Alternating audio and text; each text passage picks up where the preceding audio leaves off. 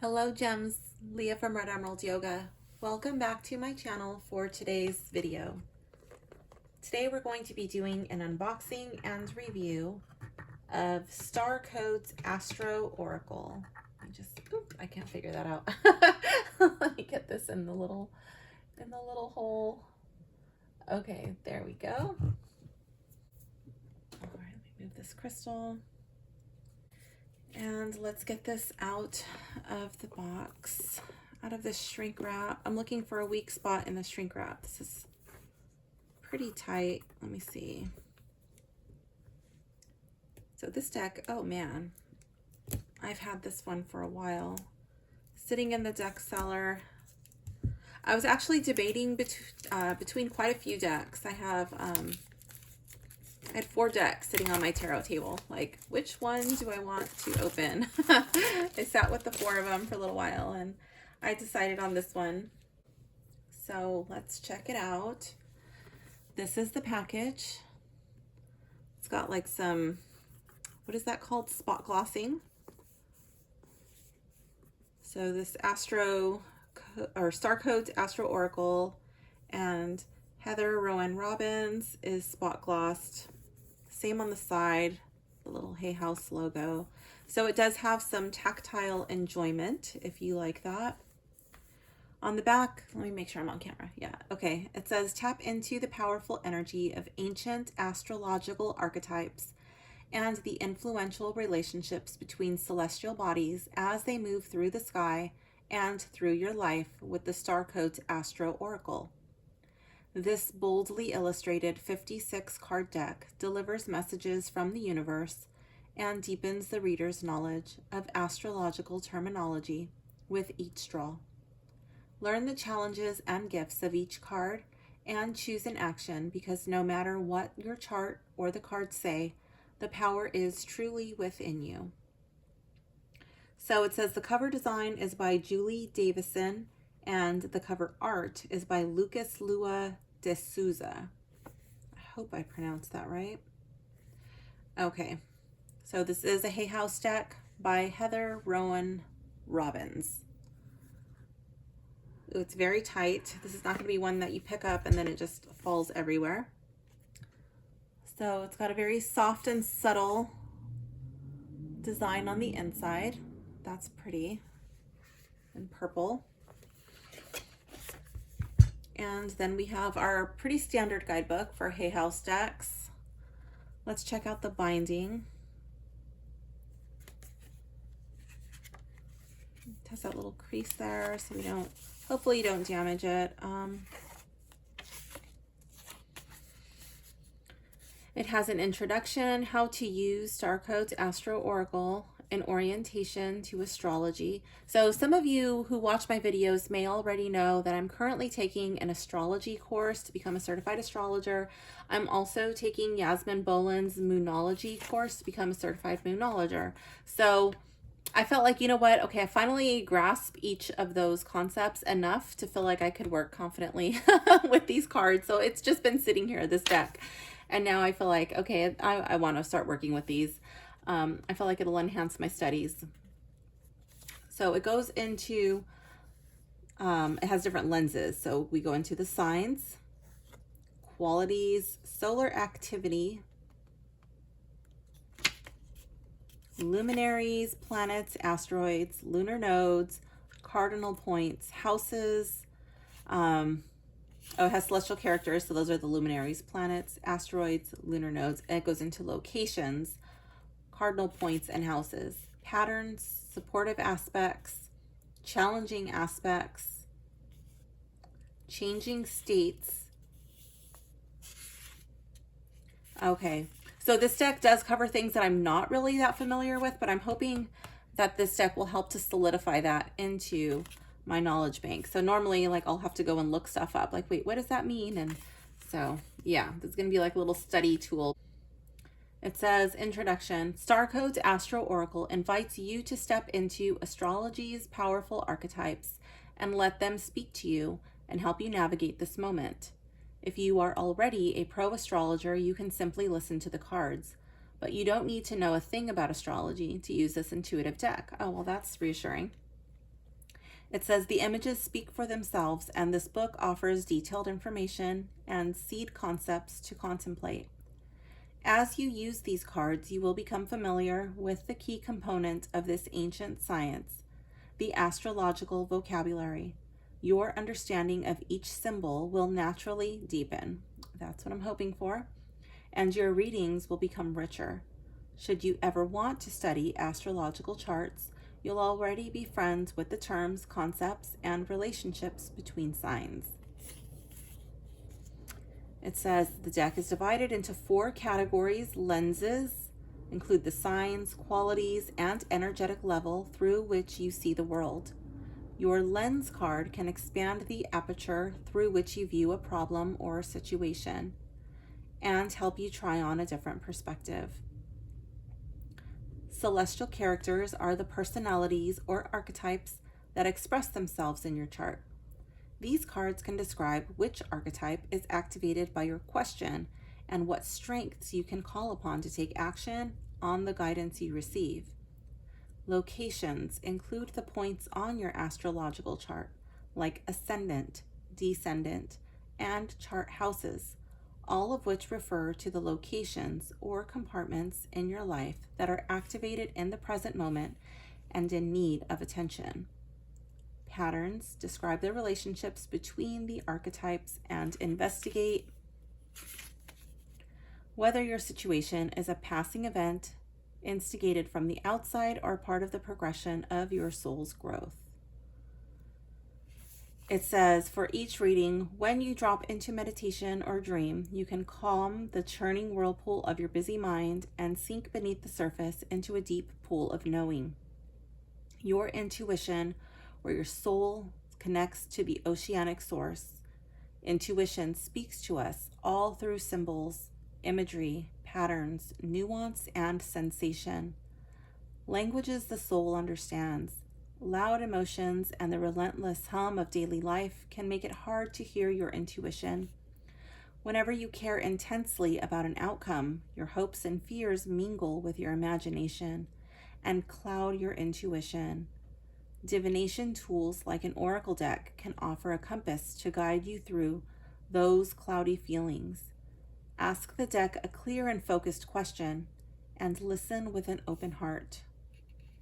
Okay, so it says to set an intention, formulate a clear question, decide how you will draw your cards, interpret the result and consult the guidebook, and then interpret reversals and upside down cards. So they do reversals in this book.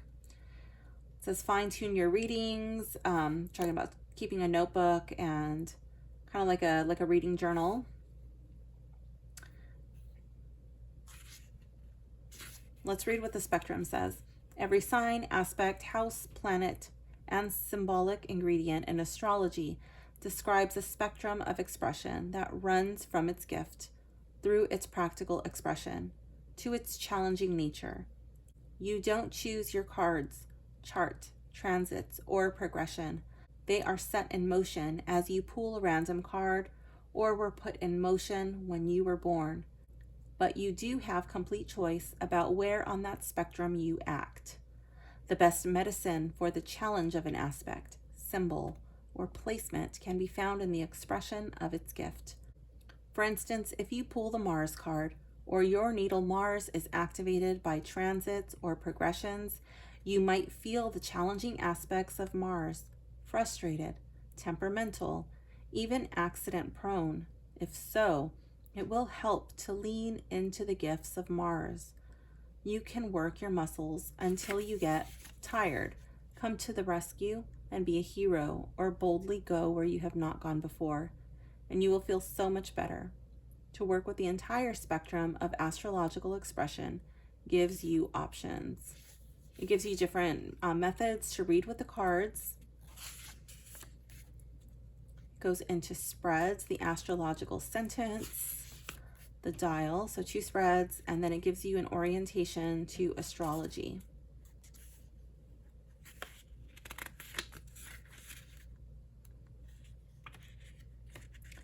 It's not too long, and then it goes into messages from the cards.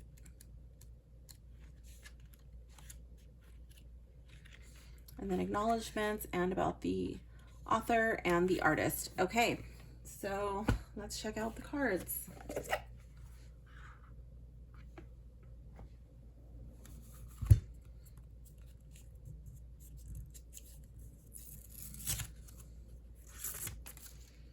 So this is a deck that I added to my cart when I was shopping. I did it just to get free shipping. I was like, okay, I'll throw this one in there.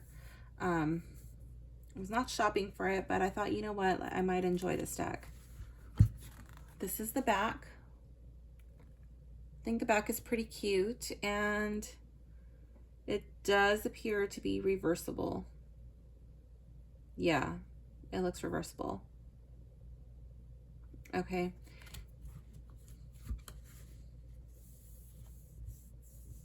The cutting is pretty smooth, and the cards are round-ish. They're not exactly round. Well, I don't know, like maybe it's just the printing, or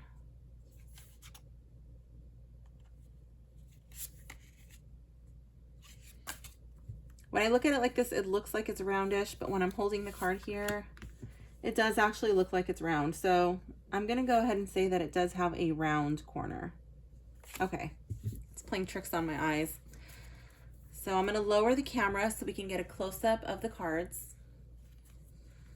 Okay, so here we have Aries, which says act. I love the image, very strong and powerful horns on the ram. Okay, Taurus, we have cultivate. It reminds me of very soft, earthy, like pleasure. Gemini, cross-pollinate. Very cool. So I am noticing like a bit of a muted palette. I thought it was going to be a little bit more intense with this first card, the Aries. But these three, the colors look a little bit like soft and muted. So we're coming into Cancer, immerse. Very cool crab. Leo, shine. Just got off the phone with a friend. We were talking about Leo energy. Her daughter is a Leo. Virgo, digest.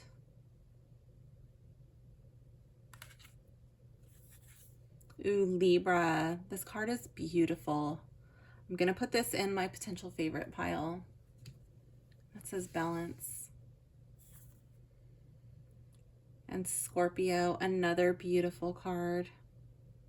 I like how they put the astrological symbols at the top. Kind of helps to solidify that in your brain. Here we have Sagittarius, expand. This one's not my favorite. Probably I just don't like the face.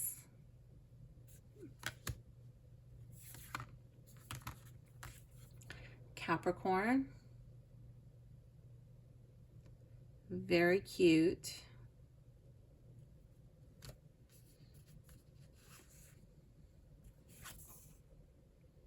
Aquarius, I do like that. Oh my gosh, Pisces. Well, I think Capricorn and Scorpio are probably going to get, yeah, they're going to get beaten. And so is Aquarius by this beautiful Pisces card. Dignified strength. Oh, I didn't say that. Aquarius was collaborate, and then Pisces was sensitize. And dignified is strength. That's really pretty. Debilitated, comfort. Wow, that is a fancy schmancy staircase.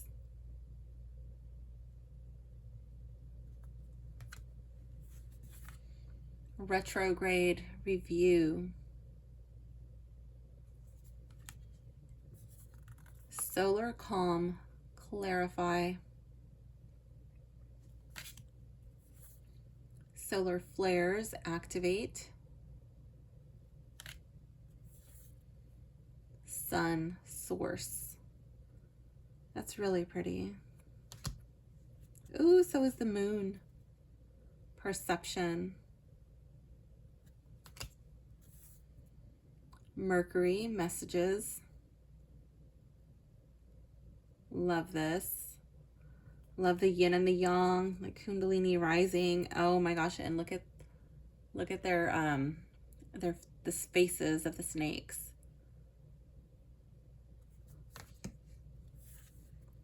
Venus. Oh my goodness. I think this is my favorite card though.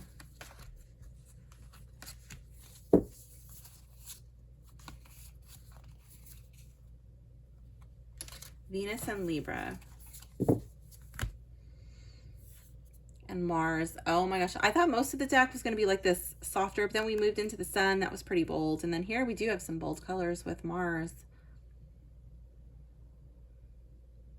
Not going to be my favorite, but I love the bulging muscles on this forearm. Both forearms. Jupiter. Very cool.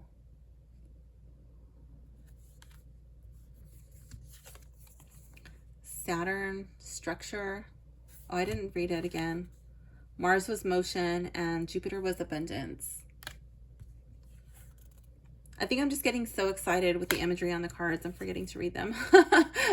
Uranus, change. Neptune, vision.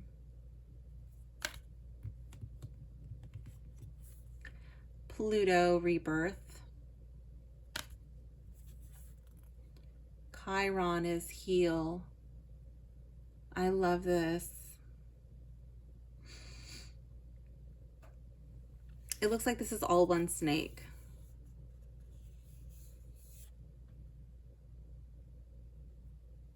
Wait, I lost it somewhere.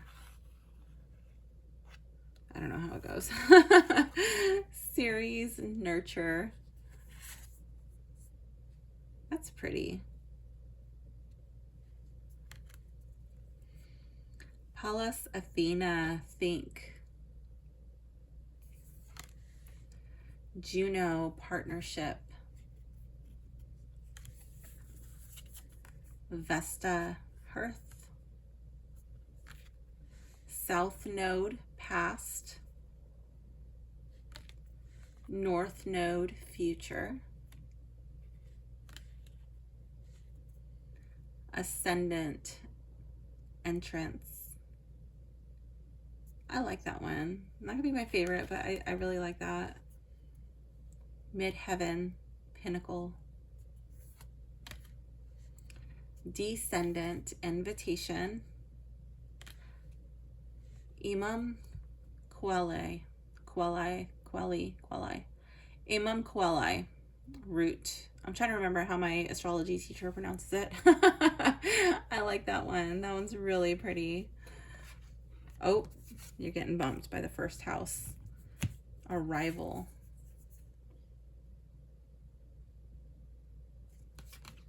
Second house, resources. I really like everything in black and white, and then just the apple and the coins in color. Third house, communication. Really pretty. Fourth house, home.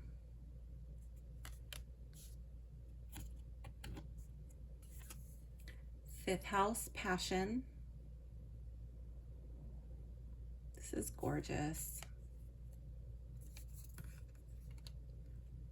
Sixth house, sustainability. I think I might even use these cards like a card a day. I'm going to put that up in my tarot bookshelf. Seventh house, relationship.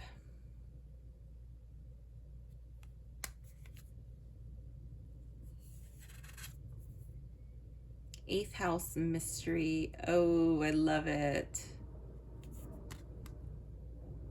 Not going to be my favorite, but I do like that card.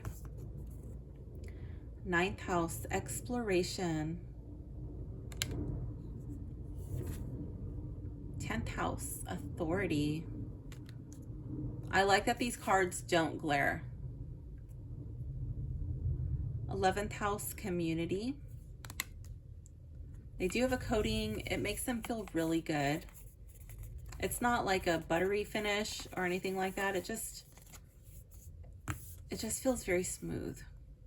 12th house, introspection.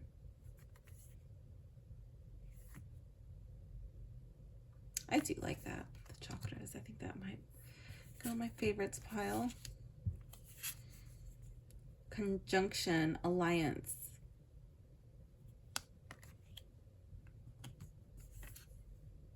Trine, sextile, symbiosis. Opposition, confrontation. I love those antlers. They're so regal looking and so fierce. Just, I love that image of the clash. Square, semi-square, quincunx, tension.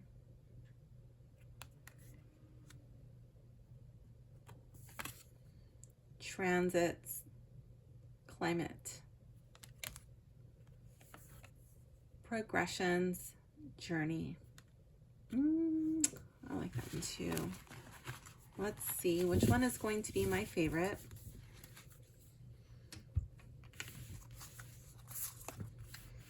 Started ruling them out as we went. I didn't want this to take too long. Sometimes this takes me a really long time and I edit it so you guys don't have to sit there the whole time with me. You guys have other things to do. Like, just show me the cards. Just show me what your favorite is. But I know some of you do like to go through this process with me, so I just kind of speed it up. Let's see. I think 12th house is going to have to come out. I'm really drawn to these like more feminine looking cards.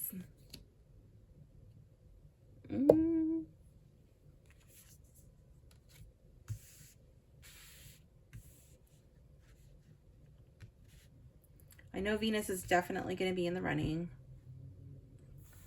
Oh, and I'm stuck in between these two. I think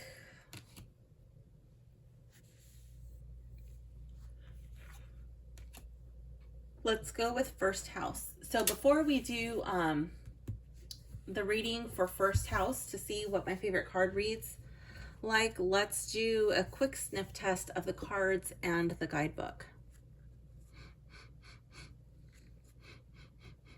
Almost no smell on the cards. And the guidebook. The guidebook just smells like printer ink. I'm not surprised because it's just like plain white paper with black ink, so that's fine. All right, let's read first house for my favorite card.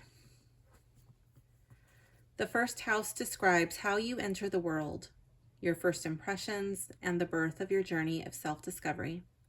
If your chart were a village map, the first house would be the gateway and information center. Planets in the first house are just about to rise over the eastern horizon, where the sun would be just before dawn, so we feel them strongly.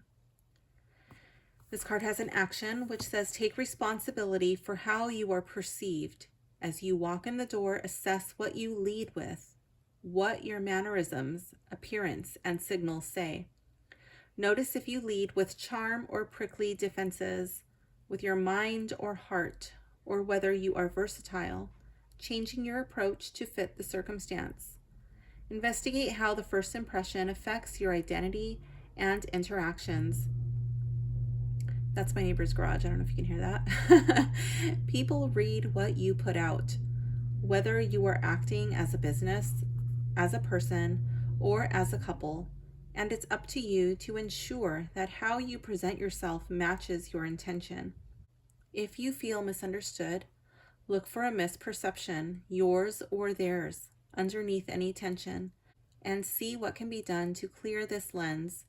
If you strive to be invisible, neutral, or enjoy an air of mystery, and play your cards close to the chest, it becomes easier for others to project their assumptions onto you. Consider becoming more transparent. and letting your inner worth shine. The first house can also bring with it a surge of temper or other strong emotion that rushes to your head like mercury in a hot thermometer. If this happens, bring your awareness back down to your feet. This metaphor also applies to a business or project. Leadership may be too strong, and attention needs to be brought back to the boots on the ground. The challenge of this card says, you are challenged to see beyond the shallowness of appearances, see behind smoke screens, and take responsibility for how you are perceived. The gift of this card says, evaluate how you interact with the world as the beginning of a journey of self-discovery. Okay, so I do like that. Let's see how this deck shuffles. So we're going to listen also to the sound of how it shuffles. I'm going to scoot my camera back just a little bit. So these cards are your oversized cards, familiar oracle card size. If you have smaller hands, that might be a little challenging to handle, but I do like that these cards are not so thick that it makes it impossible to shuffle. They're not so thin that they're flimsy and you feel like you're going to bend them. This is actually pretty comfortable for an oracle deck.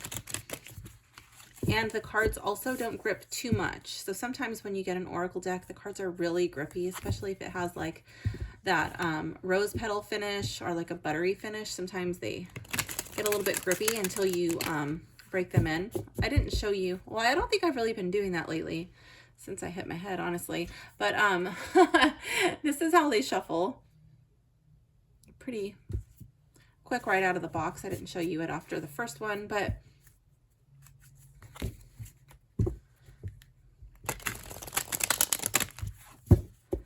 there is a nice mix of cards and it's not too difficult.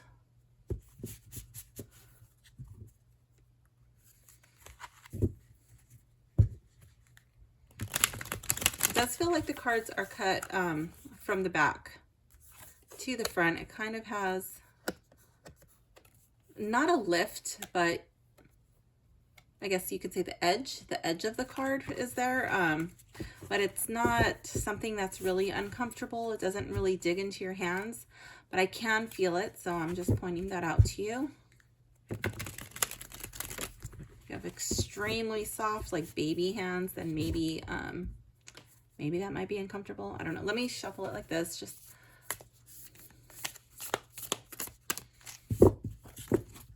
now that I do have some reversals in there.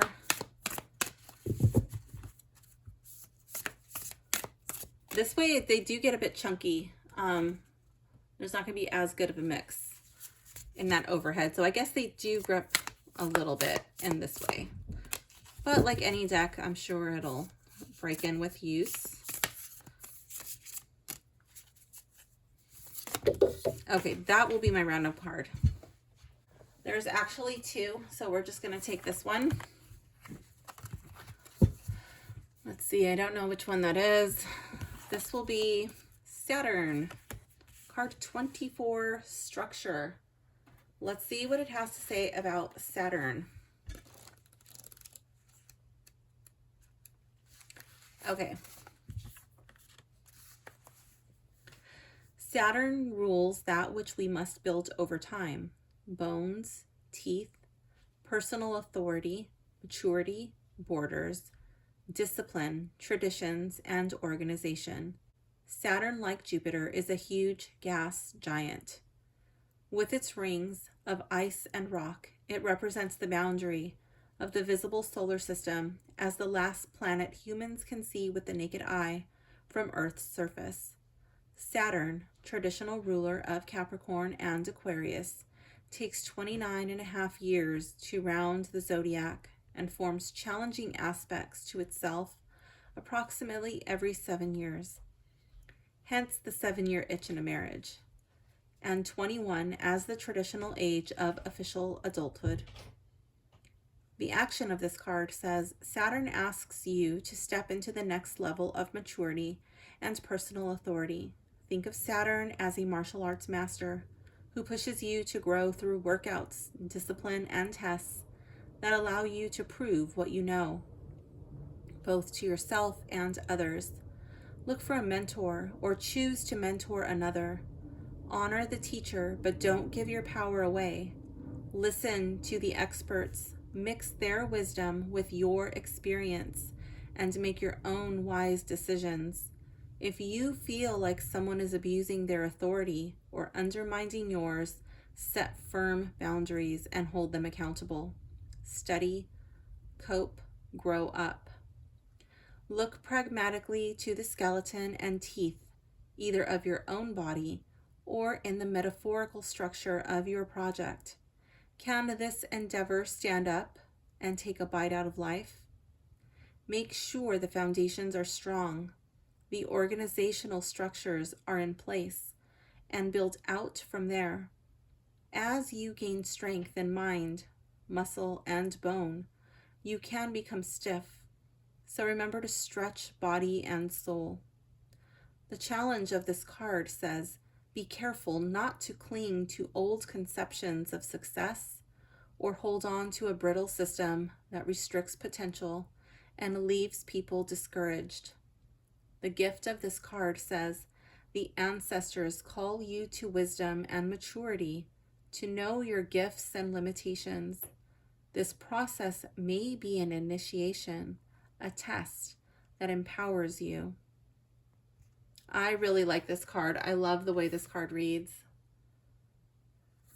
That is a beautiful message.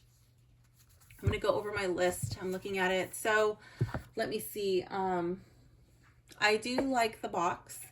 That's something that I normally do like from Hay House decks. They do have a sturdy box, and I like that the box is the same size as the card and the book, and they fit in there very snugly, so it's not usually jumbling around. So I do like that. So the looks, ease of opening, and functionality, that gets a pass for me. I think the box is attractive and it should hold up to use. I do like the thumb holes. I have a couple of boxes, not from Hay House, I don't think, but they don't have the thumb holes, and it's really tight and difficult to get the cards out of there. So I like these types of boxes with the thumb holes. The guidebook size is nice. I have no complaints about the guidebook. I like the organization of the cards. I like that the cards are numbered. It makes it so easy to find in the book. At least it has so far. I'm looking. Yeah, all the cards are easy to find. Okay. The font size readability. The font is easy for me to see here. If you need glasses, it might be a little bit small, but it just seems like the standard book size font to me. And on the card, it is larger. It is really easy to see. I think that the cards have good contrast.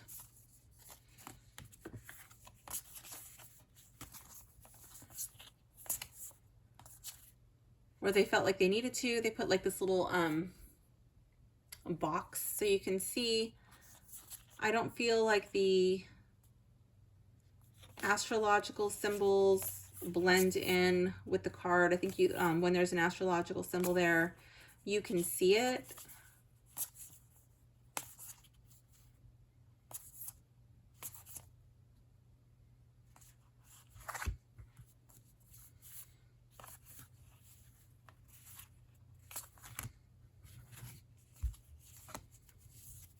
It doesn't look like the houses have one, but it just says, you know, second house.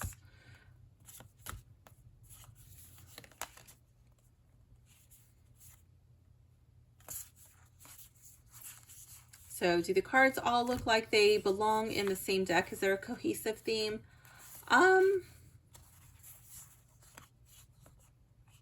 Yeah, I guess they do. Maybe like,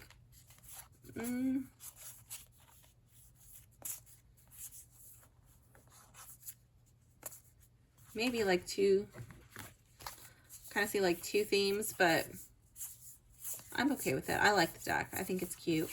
I think it's attractive. Checking to see if Anything else? I don't feel like these cards are going to get fingerprints, even on this. Let me find a darker card. Okay, let's see. It's my computer humming away there. Yeah, I'm trying to put fingerprints on these and I don't see any. So it does have a coating, which is nice. The art quality, is everything clear? Yeah, everything is really clear, but that one, like I said, like the one that kind of looks like a little bit more cartoony, I didn't really like the face on that one card. What was it? Here it is. On Sagittarius, it kind of just looked like, kind of reminded me of like when AI tries to make faces a little bit. I don't know, it just looked a little weird. I guess that's just like the chiseling of the jaw. I don't know. Maybe it's just the angle, or I don't know. I'm not too fond of the face. I feel like I like the animals' faces more than this humanoid face, but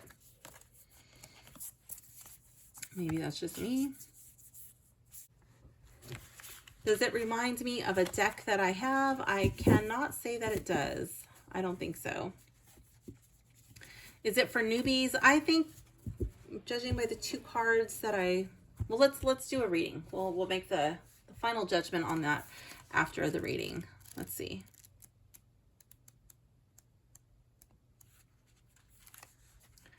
Okay, so we have the astrological sentence. So this one, you're supposed to separate them into their categories. Pull a card from each group and read the results like a sentence. The lens, the celestial character, the location, and the pattern. The dial, pull 4 cards and lay them out counterclockwise with the first card on the left, second at the bottom, third on the right, and fourth at the top. Okay, let's do this one. Let's do this one. Let's do the dial.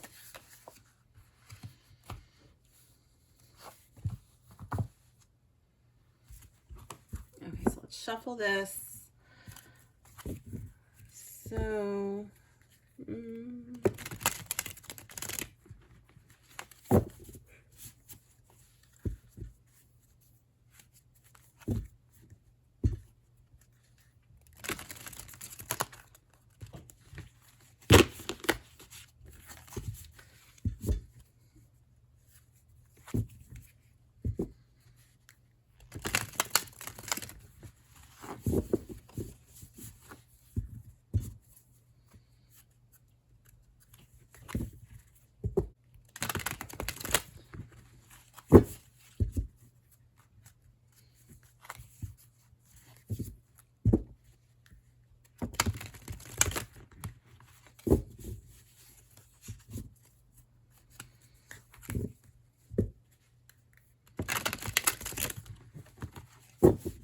I don't really know what this deck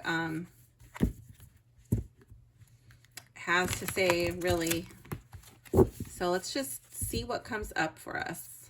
We're actually not going to ask a question. We're just going to see.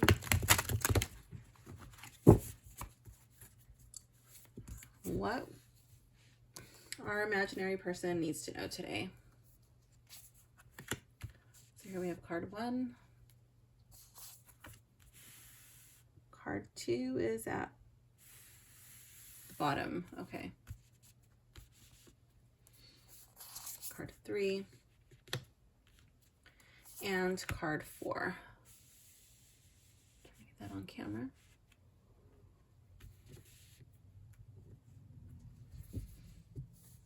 These cards look really pretty. They're all put together. Okay, so card number 1.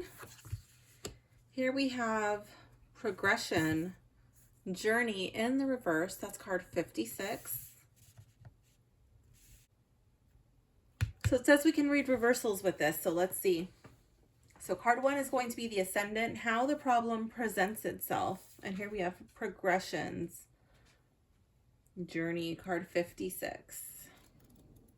So this card is part of the changing states. Okay. So it says, when the planets continuously move through time and space, when you are born, you imprint the patterns of that moment, which are described in your natal chart. But the planets keep moving, and you also imprint the patterns they make as they progress through those first few months. These progressions sketch out the big sweeping journey of your life. You live that pattern out at roughly the rate of a year to a day for the rest of your life. Once you're born, you can't choose the cycles you live through, but you always choose how you respond. The action of this card says progressions do not speak of a passing thing, but to the big sweeping arcs of karmic fate, to your soul's journey. Your present situation may not make sense in the short term because it has more to do with big karmic patterns and how those intersect with the karmic patterns of the world's progress, and less to do with your daily existence. Stand back and look at your life's journey. Think of the years you engaged with the world and the years you needed time for more personal work. Consider making a timeline or painting this landscape to see where you are in those big sweeping patterns. This situation may feel fated, but the outcome is not predestined. Though you may feel uncomfortable, you always have a choice about how you respond and where you go. To help guide you in the moment, consider where you would like to be at the end of your life, a far distant point, and look back. Let this future become your lighthouse to guide you. Even though you may have to go around the rocks and work with the tides, let your lighthouse guide you. The challenge of this card says this is not a small obstacle or opportunity. This is part of a complex pattern. Every choice you make changes how it unfolds. The gift of this card is trust the tides and set your own sails. So since this is your ascendant, how the problem presents itself, I'm wondering if you're choosing to respond in a way that is not in accordance with your higher self. You might be feeling like you're going through bad luck. You just have bad karma. That this obstacle is too big, it's too great, and you just don't know how to go about it. You're losing trust, and you're not really setting your sails in a direction that can lead you out. You see these big challenges and not really knowing where to go. This kind of reminds me of the Wheel of Fortune with this clock. Kind of getting Wheel of Fortune vibes in the reverse. Card number 2 is the Imam. Oh, that's the word I can never pronounce. The Imam Coeli. The root of the question. So where does this stem from? Venus in the reverse. Oh. Card 21. Venus symbolizes your heart, romance, and the creative process. It's what attracts you, what you value, and how you value yourself. Venus is inside Earth's orbit and takes 224.7 Earth days to complete the journey. Venus rules Taurus and Libra and can be only in the same sign as the Sun or in the 2 signs on either side. Venus is one of 2 planets who appear to rotate backward. In an apparent symbol for your heart's unique path, it rotates so slowly that one side is always boiling, the other side cooler. Love blows hot and cold. The action of this card says to soften, charm, open the heart. So probably some heart chakra work is in order for this card. Investigate how you can make the situation more beautiful, more fair and lovely. Remember this Venusian truth. People are fascinated by those who find them fascinating. Use diplomacy and seduction and let others come to you. Engage creativity, generosity, and affection. Venus calls you to your heart, to romance, sings to you as a creative muse, asks you what you value and what you want enough to get yourself in trouble. Come to know your heart, know what you're passionate about, and when you stir other people's passions. When your heart hurts, you can express the higher notes of Venus through acts of compassion, affection, or creativity. All become medicine for your sore heart. Pull out the art supplies and paint how you feel. Rescue a puppy. Help a person who needs loving kindness even more than you do. The challenge of this card says emotions run strong and passions are intense. Be wary of crimes of passion, love addiction, or looking for love in material things. If you're fascinated by the superficial aspects of Venus, you can get caught up in appearances or become blind in love. Look deeper. The gift of this card says Venus encourages a loving heart. To heal your own heart and become a Venusian beacon to the world around you, develop what the Buddhists refer to as Maitri, loving kindness, benevolence, friendliness, and active interest in others' well-being. So I'm wondering if you're a little bit jaded right now. Are you burning too hot?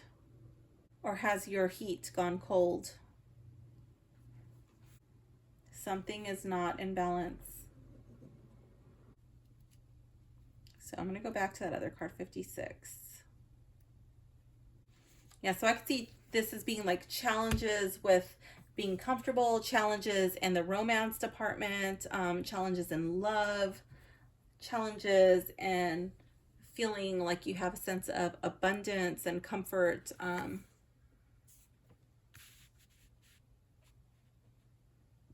Challenges. I'm really drawn to the pomegranate. We even see that as like challenge with fertility. Let's go to card number 3. The Descendant. The other protagonists. Who else affects the situation and how to deal with them? Here we have the Ascendant. Also in the reverse, this is Entrance. Card 35. So let's check out how 35 reads. So this card is a location, cardinal points. It says, in a natal chart, the Ascendant tells a story about how you walked into this life at your birth and how you walk into any new situation. It describes the door through which you see the world and the world sees you, your filter system, and hints at your awakening consciousness. The Ascendant, also known as the rising sign, describes the degree of the zodiac just coming up over the eastern horizon at the moment and place of your birth. The action for this card says, how do you see the world? Take a long look at the assumptions and presumptions through which you filter your experience of reality. Really look at how your privilege, trauma, or certain attributes of your history can distort the reality of the moment. Do what you can to dismantle those obstructions so you can see the whole view. Open that aperture. Conversely, look carefully at the signals you send off. Do they match your intent? Do you say you're fine when you really need a hug?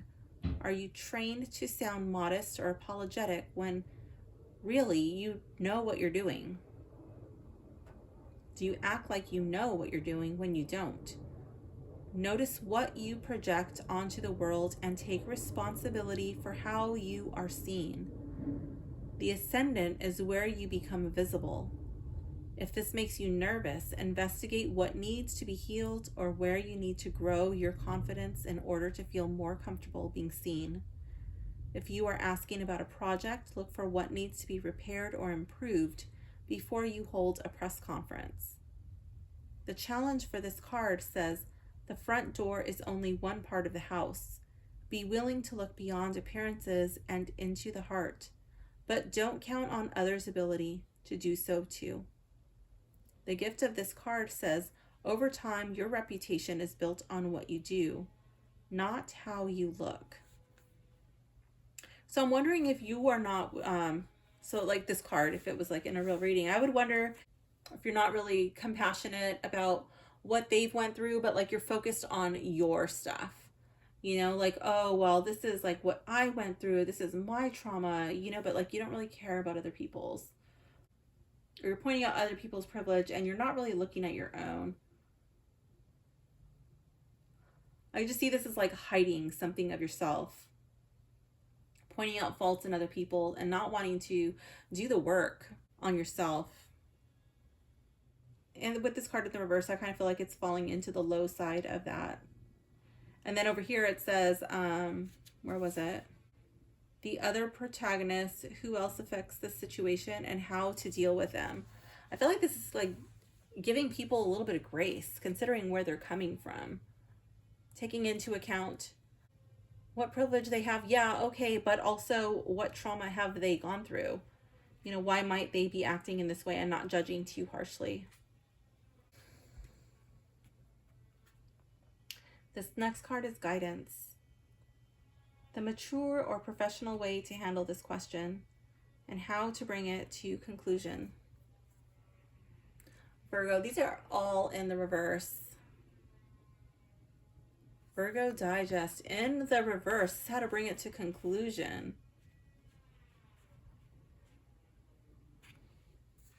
Card 6. Symbolized by a woman goddess holding a sheaf of wheat. The mutable earth sign Virgo is ruled by Mercury. We can only feed the multitudes once the grain is sorted from the chaff. Virgo is connected to the nervous system and the intestinal tract, the job of which is to sort nutrients from waste.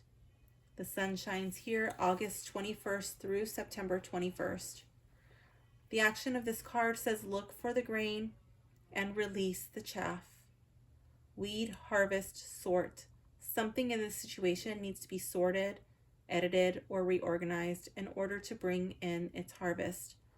Whether you're asking about a relationship, a work project, or the culture in which you work. So I would feel like this has more to do perhaps with like finding comfort, bringing more comfort into your life, or more than likely like a romantic relationship. It says Virgo wants you to be specific, sort and release a habit, not a person, and change how you interact, not necessarily with whom you interact. Examine the situation for the patterns that need to be released and composted, and what seeds need to be saved for another time or planted for the next season. Rather than focusing on faults, appreciate what is valuable about each interaction, opportunity, and person. Truly absorb the worth and wonder, and be healed thereby. It may be time to take an introspective break and work on your self-care routine. Look at your diet and health habits to see what needs improvement. Absorb vitality.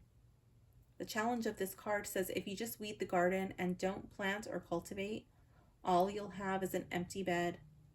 Editing without creating gives you no content. Sometimes you have to ask the inner editor to take a break and let the creative process flow. Then let the editor clean and polish. Okay, so I'm over here looking like, what was Venus? That was card 2, the root of the question. And I was really drawn to that pomegranate. And the pomegranate would be like the seeds of life, bringing something to life. I can see this as like relating to creativity. And so, yeah, I'm wondering if you're being a little bit too nitpicky, if you're falling into like too much of a like perfectionist mindset, really picking people apart, not really looking, again, like not really looking at your own stuff, you know.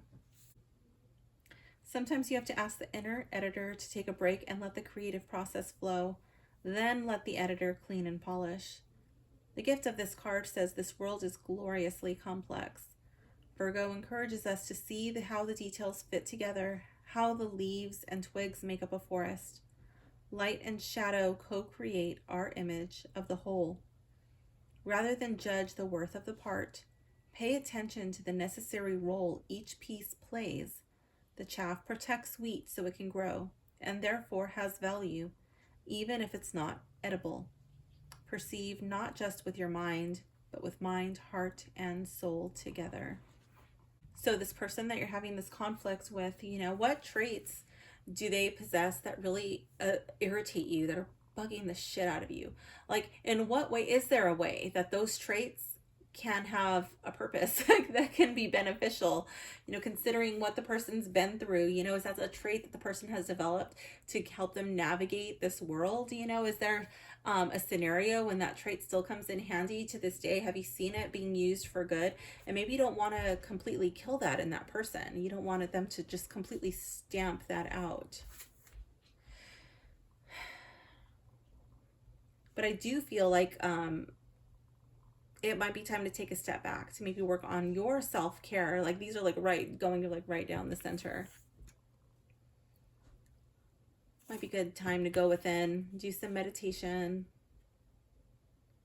read a book, take a bath,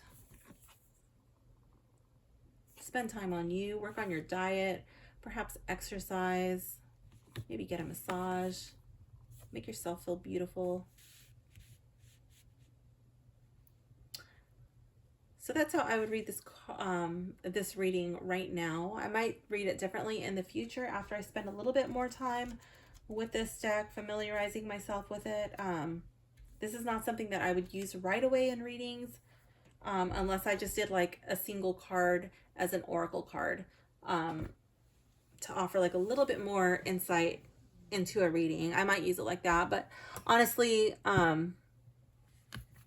for now, I'm just going to be using this deck as a card of the day for now. This will be a deck that I go through like I do my tarot decks. I don't always do that with all of my oracle cards. I don't feel it's necessary. But certain decks I do like to go through with the image, looking at any symbolism that might be in the card.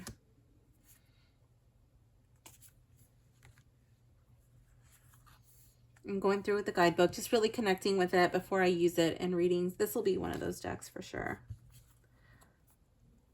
So what was I going to say? Could a beginner use this deck? Sure. I think a beginner could use this deck. How a beginner goes about using it, that's up to the beginner. I think different people might use it in different ways, but I do feel like it will help to solidify some of those aspects of astrology for sure. This is one of those cards that you can see, I guess it's just that angle. You can see that it was cut in that way from the back like this. On the darker parts of the card, you can see it just lifting a little bit. I don't know if that'll show for you or not.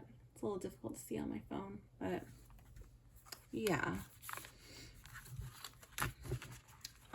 Let me see. I will leave a link for this deck in the description if this is a deck that you wanted to pick up. I didn't really feel like that reading flowed so effortlessly for me. That was like a little bit stumbling through it. So yeah, that is the way that it read for me right out of the box, using the spread from the guidebook. It might be a little bit different if I had used a different spread, maybe one that I'm a little bit more familiar with, but I do like to use spreads from the actual guidebook when they are provided. Okay, almost forgot who might like it, who might not like it. I think people who are into astrology, people who are into the chakras, there are a lot of chakra associations, people who are into yoga and meditation. Yeah, I think it mostly appeals to, obviously, like astrology people. Or that like jumps out and screams like, no, like, I wouldn't like that. I don't think somebody who doesn't like astrology is going to pick up a deck like Astrocodes anyways, you know? So I don't even feel like that like applies to it. But yeah, I think like if you're a student of astrology or it's just something that piques your interest, I think that you might really like this. So this concludes today's video. Thank you for hanging out with me today. I hope you enjoyed this video. Leave a comment below. Let me know what you think about this deck, and I will see you soon. Bye for now, gems.